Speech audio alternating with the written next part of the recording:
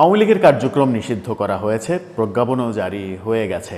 আওয়ামী লীগ কোনো ধরনের কার্যক্রম করতে পারবে না বিচারের আগ পর্যন্ত, এমনকি সামাজিক যোগাযোগ মাধ্যমেও তারা তাদের কোনো কার্যক্রম চালাতে পারবে না। এরকম সিদ্ধান্তের পরে বিশ্ববাসীর অবস্থানটা কি? এর আগের প্রেক্ষাপট যেটা ছিল সেটা হচ্ছে যে আওয়ামী লীগের পক্ষে যুক্তরাষ্ট্রের অবস্থান দেখেছি আমরা। ভারতের অবস্থান তো এখনও আওয়ামী লীগের পক্ষে রয়েছে, কিন্তু ভারত পাকিস্তান যুদ্ধের দামামার কারণে ভারত এই দিকে মনোযোগ দিতে পারছে না। এছাড়া আওয়ামী লীগের পক্ষে আমরা রাশিয়ার অবস্থান দেখেছি, যুক্তরাজ্যের অবস্থান দেখেছি, তারও আগে ইউরোপিয়ান ইউনিয়নের দেশগুলোর অবস্থান দেখেছিলাম, কিন্তু পরবর্তীতে সেই অবস্থান আবার 360 ডিগ্রি ইউটার্নের ঘটনাও দেখেছি। বর্তমানে আওয়ামী লীগের এই যে সমস্ত কার্যক্রম নিষিদ্ধ করা হলো বিচারের আগ পর্যন্ত, আবার দাবি উঠেছে যে বিচার সম্পন্ন না হওয়া পর্যন্ত কোনো নির্বাচন হতে দেয়া যাবে না। বিচার কবে শেষ হবে, এই বিচার প্রক্রিয়া কি স্বল্প মেয়াদের কাজ কিনা, হুট করে তা তড়িঘড়ি করে বিচার প্রক্রিয়া করা সম্ভব কিনা, সেটা করতে গেলে কোন ধরনের বিতর্কের জন্ম দেবে, সেই অনেক আলোচনা রয়েছে। কিন্তু বিশ্ববাসী কি মনে করছে এবং বিশ্ববাসীর মনে করাকে কেন্দ্র করে সরকার কি মনে করছে? সরকার কি বিশ্ববাসীর চাপে পড়বে আওয়ামী লীগের বিরুদ্ধে এরকম সিদ্ধান্ত নেয়ার পরে? কী অবস্থা, কোন পরিস্থিতির দিকে যাচ্ছে, সেই আলোচনাই করবে এই ভিডিওতে। থাকবেন পলিটিক্স টিভির নিয়মিত আয়োজনে।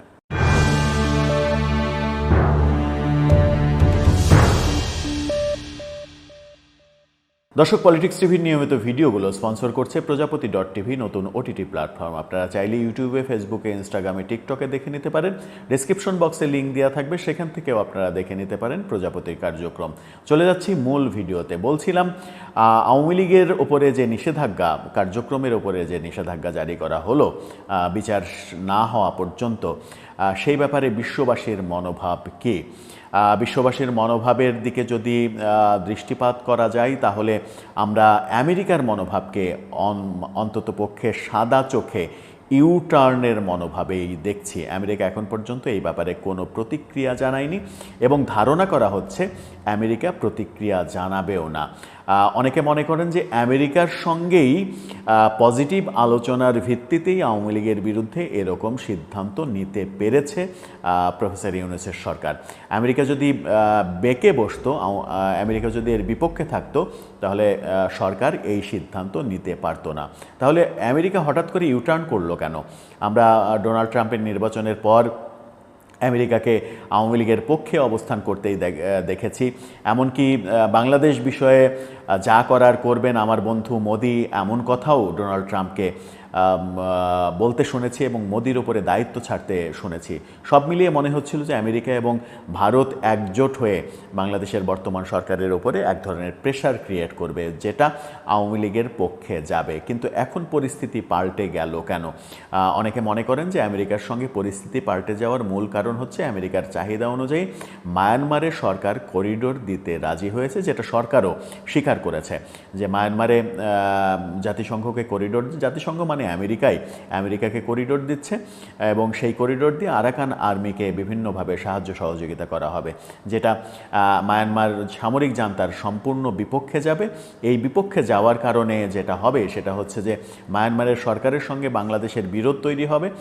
অন্যদিকে মায়ানমার সরকারের সঙ্গে চীনের ভালো সম্পর্ক।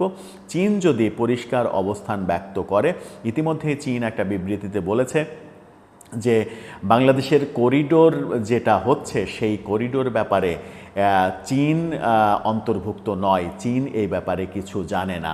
শুধুমাত্র চীনের রাষ্ট্রদূত এরকম একটা মন্তব্যই করেছেন যে এটার সঙ্গে চীনের কোনো সম্পর্ক নেই।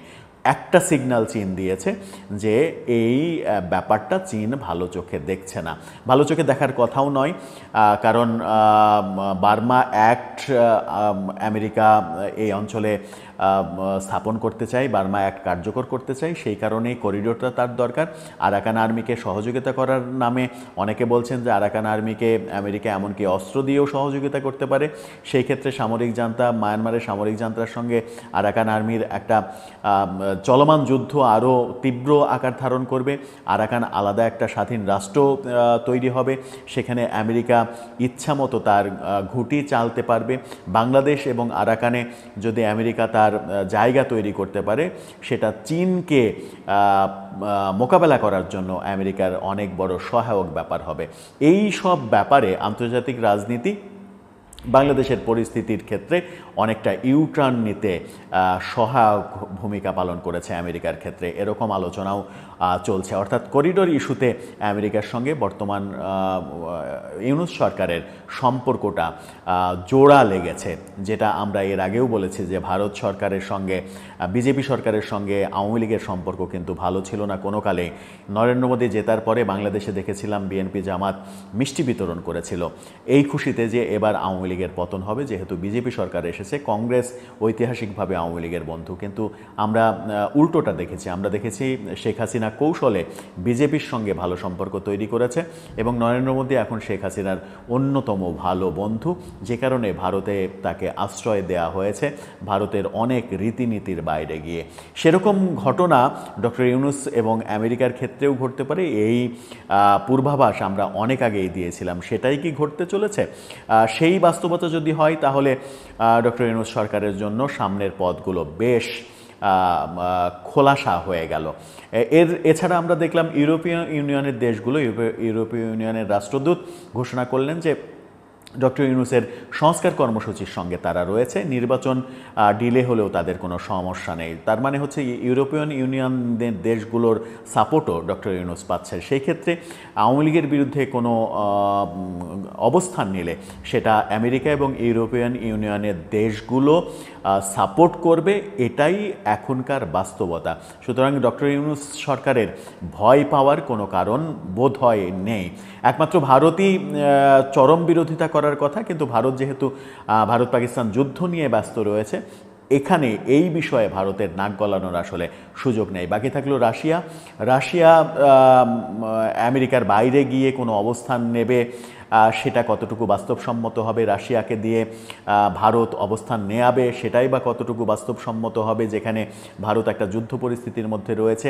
এরকম একটা সুযোগে, যখন ভারত যুদ্ধ পরিস্থিতিতে ব্যস্ত, এরকম একটা সুযোগে খুবই মানে চতুরতার সঙ্গে বর্তমান সরকার আওয়ামী বিরোধী এই অ্যাকশানে একেবারে জাস্ট টাইমে, পারফেক্ট একটা টাইম বেছে নিয়েছে, যে টাইমে তারা অ্যাকশানে গিয়েছে, তাই আন্তর্জাতিকভাবে তারা বিপদে পড়বে না, এরকম তারা ধারণা করছে। এবং তাদের প্রেস সচিব তিনি এটা বলেছেনও। প্রেস সচিব যেটা বলেছেন সেটা আপনারা নিউজটা স্ক্রিনশটে দেখে নিতে পারেন। গণমাধ্যম নিশ্চিত করছে, গণমাধ্যমকে প্রেস সচিব বলেছেন যে আওয়ামী লীগের কার্যক্রম নিষিদ্ধ করার জন্য বিশ্ব যে বিলাপ করবে তা আমি বিশ্বাস করি না। অর্থাৎ এ ব্যাপারে যে বিশ্ব হাই হাই করবে এটা তিনি বিশ্বাস করেন না। জাতীয় নিরাপত্তা ও সার্বভৌমত্ব রক্ষা, জুলাই আন্দোলনের কর্মীদের নিরাপত্তা নিশ্চিত করা, জুলাই আন্দোলনে যারা অংশগ্রহণ করেছিল সেই কর্মীদের নিরাপত্তা নিশ্চিত করা এবং সার্বিক নিরাপত্তার জন্য আওয়ামী লীগের কর্মকাণ্ড নিষিদ্ধ করা হয়েছে, এটাই আসলে সরকারের ভাষ্য। অর্থাৎ আওয়ামী লীগ যদি ওপেনলি রাস্তায় থাকতে পারে, সেটা জুলাই আন্দোলন, জুলাই বিপ্লব যারা করেছে তাদের নিরাপত্তার শঙ্কার একটা বড় কারণ হতে পারে। আমরা কদিন আগেই গাজীপুরে দেখেছি হাসনাত আবদুল্লার ওপরে অ্যাটাক হয়েছে, কিন্তু বাস্তবতা একটু মানে যদি মিলিয়ে মানে অনুধাবন করার চেষ্টা করি, যে আওয়ামী লীগ নিষিদ্ধ ছিল না, অর্থাৎ কার্যক্রম নিষিদ্ধ ছিল না, তারা যতটা এগ্রেসিভ ছিল, কার্যক্রম নিষিদ্ধ হওয়ার পর তারা যদি শতগুণ বেশি এগ্রেসিভ হয়ে যায়, প্রতিশোধ পরায়ণ হয়ে যায়, তাহলে তো নিরাপত্তা আরও বেশি বিঘ্নিত হতে পারে। তাহলে কি সরকার জুলাই আন্দোলনের নেতাদের বিশেষ নিরাপত্তার ব্যবস্থা করবে? এই ব্যাপারটাও ভেবে দেখা দরকার।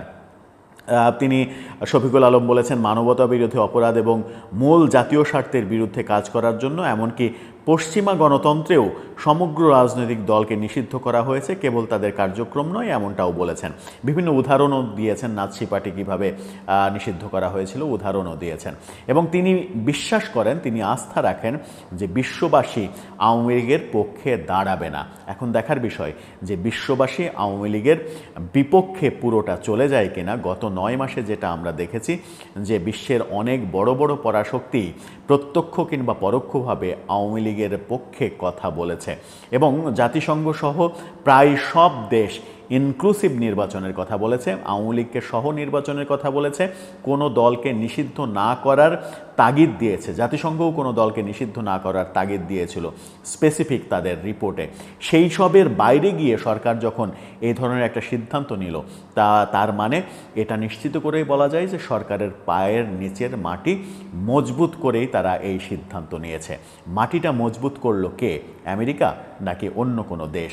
সেটাই বড় প্রশ্ন। দর্শক, আপনার কি মনে হয় প্রফেসর ইউনূস আন্তর্জাতিক সম্পর্কের ক্ষেত্রে একটা বিপ্লব ঘটিয়ে দিয়েছেন কি, যার ফলে আওয়ামী লীগের বিরুদ্ধে এই সিদ্ধান্ত নিতে তারা এতটুকু ভাবেননি কিংবা এতটুকু দ্বিধাবোধ করেননি? আপনার মতামত জানিয়ে লিখতে পারেন আমাদের কমেন্ট বক্সে।